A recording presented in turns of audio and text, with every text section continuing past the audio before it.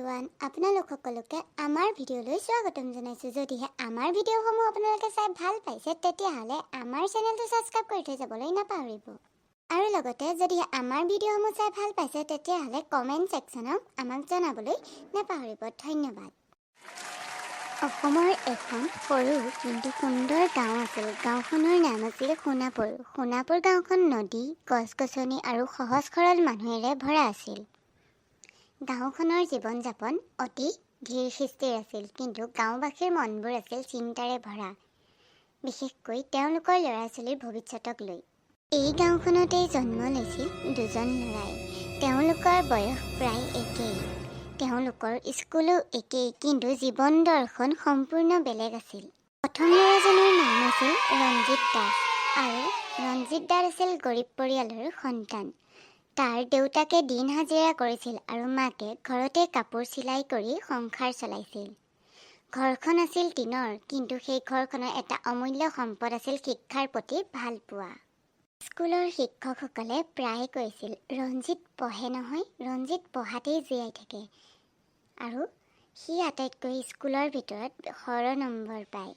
আনফালে দ্বিতীয়জন আছিল বিকাশ শৰ্মা। বিকাশৰ জন্ম হৈছিল এখন অতি ধনী পৰিয়ালত। তাৰ দেউতাক গাঁওখনৰ ডাঙৰ ব্যৱসায়ী আছিল। তেওঁলোকৰ ঘৰত ডাঙৰ পাকঘৰ, ডাঙৰ সোফা, বাইক, মোবাইল, টিভি যি বিচাৰে সেয়াই আছিল। কিন্তু সমস্যা এটাহে, বিকাশৰ স্বভাৱ বেয়া আছিল। সি ভাবিছিল পইচাই সকলো, পঢ়া লিখা তাৰ বাবে বোজা আছিল। যেতিয়াই শিক্ষকে তাক কথা কয় তেতিয়াই সি প্ৰায় এটা কথাই কয়, আৰে বিকাশ, তুমি পঢ়া শুনা অলপো নকৰা যে, কি কাৰণে? ঘৰত অলপ পঢ়া শুনা কৰিবা, যিবোৰ কাম কৰিবলৈ দিওঁ তুমি ভালদৰে কৰি মেলি আমাক দেখাবা, তেতিয়াহে ভাল মানুহ হ'ব পাৰিবা।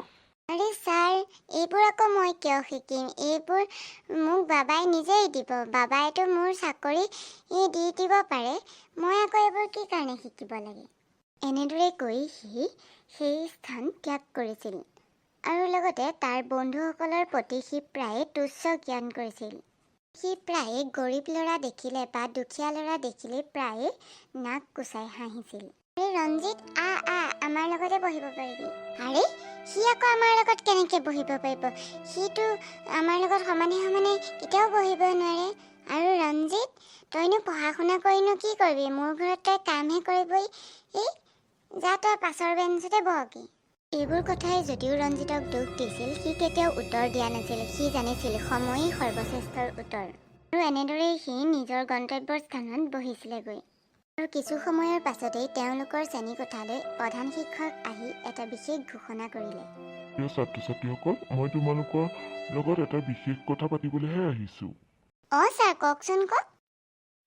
আগন্তুক সপ্তাহত আমাৰ স্কুলত বুদ্ধি আৰু জ্ঞান প্ৰতিযোগিতা অনুষ্ঠিত কৰা হ'ব। ইয়াত পইচা নহয়, কিন্তু সন্মান, আত্মবিশ্বাস আৰু জ্ঞান লাভ কৰিবা।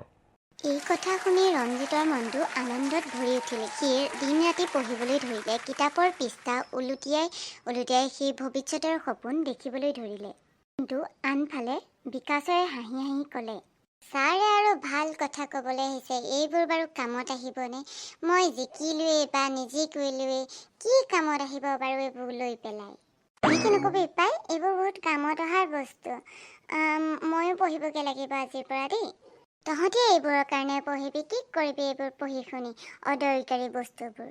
এনেদৰে তেওঁলোকৰ শ্ৰেণীকোঠাত সেই বিষয়ে কথাটোৰ ওপৰত আলোচনা হ'বলৈ ধৰিলে। আনফালে বিকাশৰ মন উৎফুল্লিত হৈ উঠিছিল, কিয়নো সি এবাৰ আকৌ নিজক প্ৰমাণ কৰাৰ সুযোগ পাইছে। সি বাৰু সেয়া সুযোগ হেৰুৱাবনে? এসপ্তাহৰ পাছৰ দৃশ্য। প্ৰতিযোগিতাৰ দিনা স্কুলখনৰ পৰিৱেশ গমগমীয়া হৈ উঠিছিল। শিক্ষক, ছাত্ৰ ছাত্ৰী, গাঁওবাসী সকলো উপস্থিত।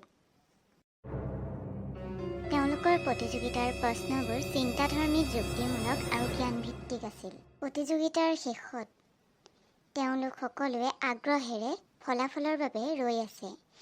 ৰঞ্জিতে প্ৰতিটো প্ৰশ্নৰ উত্তৰ ধীৰে ধীৰে দিছিল আৰু উত্তৰ দিছিল। তাৰ মুখত ভয় নাছিল, আছিল মাথো আত্মবিশ্বাস। আনফালে বিকাশে কিছুমান প্ৰশ্ন দেখি মাথো মূৰ চুলি আঁচুৰিছিলে। সেয়া তাৰ সঠিক উত্তৰ বিকাশে দিব পৰা নাছিলে, যাৰ বাবে নিজকে সি খং কৰিছিল।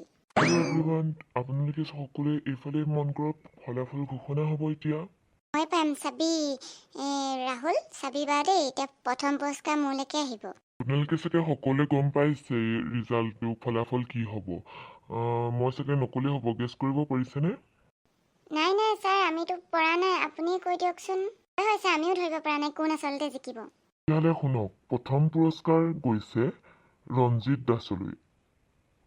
মই জানিছিলে মই পাম বুলি। ছাৰ, মইহে পাব লাগিছিলে। এই বিকাশে কেনেকৈ পাব আকৌ? সিটোতো ইমান দুখীয়া ঘৰ, সি কেনেকৈ পাব পাৰে পুৰস্কাৰ ইয়াত? আৰে বিকাশ, তুমি এইবোৰ কি কথা ক'বলৈ আহিছা? ৰঞ্জিত দুখীয়া ঘৰৰ হ'ব পাৰে, কিন্তু সিটোতো পঢ়া শুনাত বহুত ভাল, সিয়ে আৰু ভালদৰে উত্তৰ দিছে বাকী সকলোতকৈ। আৰু তোমাৰ উত্তৰ শুনিতো মই ভাবিছোঁ তাকে তুমি কেনেকৈ ইমান চেনি পালাগে। তোমাৰতো এইখন তালিকাত একেবাৰে নামেই নাই, একেবাৰে শেষৰ নামটোৱে হৈছে বিকাশ। তুমি সেইটো কথা গম পাইছানে? ৰঞ্জিতক বাহ দিলে। ৰঞ্জিত, ঐ তইহে গাঁৱৰ ভৱিষ্যত বুজিছ? তইহে গাঁৱৰ একেবাৰে নাম উজ্বলাবি, বুজিছনে? ধন্যবাদ দেই। দৃশ্য দেখি বিকাশৰ কিবা মনটো বেয়া লাগি গ'ল আৰু সি প্ৰথমবাৰৰ বাবে অনুভৱ কৰিলে যে ধন থাকিলেও সন্মান নাথাকে। সেইদিনা সি ঘৰলৈ আহি বিকাশে নিজেই নিজকে প্ৰশ্ন কৰিলে, মইচোন সকলো পইচাই বুলি ভাবিছিলোঁ, কিন্তু ইয়াতচোন সন্মান, আত্মবিশ্বাস, জ্ঞান এইবোৰ সকলোৱে লাগিবচোন, কিন্তু ইয়াৰ ভিতৰত দেখোন মোৰ ওচৰত এটাও নাই। মোৰ ওচৰত চবেই আছিলে, কিন্তু জ্ঞানহে নাছিলে। মানুহে মোক চিনিয়ে নাপায়, মোৰ পইচাকে চিনি পায়। মই ইমান দিনে কি কৰি থাকিলোঁ? যিটো ল'ৰাক মই ইমান তুচ্ছ জ্ঞান কৰি আহিলোঁ, সিচোন আজি সকলোৰে বাহ হাত চাপৰি পালে, কিন্তু মই দেখোন সেই লিষ্টখনৰ মোৰ নামেই নাহিলচোন। এনেদৰে ভাবি চিন্তি সি মন বেয়া কৰি ঘৰতে থাকিলে। পাছদিনাখন সি ৰঞ্জিতৰ ওচৰলৈ গ'ল মন মাৰি। ৰঞ্জিত, ঐ তই ঘৰতে আছনে? বিকাশচোন, আজি কি মন গ'ল হয় তোৰ আমাৰ ঘৰলৈ আহিবলৈ? নাই মোৰ আহিবলগীয়া পৰিছে, সেইটোৰ বাবেহে আহিছোঁ, কচোন। তোৰ আকৌ কি হ'ল আকৌ? এনেদৰে কানি মেলি ওলাইছোহি যে? মই আকৌ ভাবিছিলোঁ তোৰ ৰাস্তাই সলনি হ'ল নেকি, আজি আমাৰ ঘৰ ওলালিহি। ৰঞ্জিত, তই বাৰু মোক পঢ়াই দিবিনে? মই যিখিনি নাজানো তই বাৰু মোক শিকাই দিবিনে? অংক চংক এইখিনি তই যেনেকৈ কৰ মোকো শিকাই বুজাই দিবিনে? সেইটো আৰু তই সুধিব লাগেনে? কেলেনো নিশিকাম বাৰু? হ'ব দে, মই শিকাই দিম তোক। তই স্কুলত কৈ দিবি কি নোৱাৰ, মই তোক সেইখিনি ঘৰত চাই নিম, আকৌ তোক মই স্কুলতে শিকাই দিম ভালকৈ। মই কালিহে বুজি পাইছোঁ, পইচাই সকলো বস্তু নহয়। মই বহুত ভুল ভাবি আছিলোঁ, টকা পইচাই সকলো বুলি ভাবি আছিলোঁ। মোক পাৰিলে ক্ষমা কৰি দিবি। তোক যে ইমান দিনে মই তোক ভুল বুজি আহিছিলোঁ, তাৰ বাবে তই মোক ক্ষমা কৰি দিবি পাৰিলে। হ'ব বিকাশ, তই এইবোৰ কথা ক'ব নালাগেও, মই গম পাওঁ নহয়। হ'ব দে, মানুহ মাত্ৰেই ভুল হয়। হ'ব দে, মই পঢ়াই দিম নহয়, মন মোৰ আছেইচোন পঢ়াবলৈ। ইয়াৰ বাবে পইচাৰ দৰকাৰ নহয়। ৰঞ্জিত, তই ইমান ভাল বুলি মই কাহানিও জনাই নাছিলোঁ।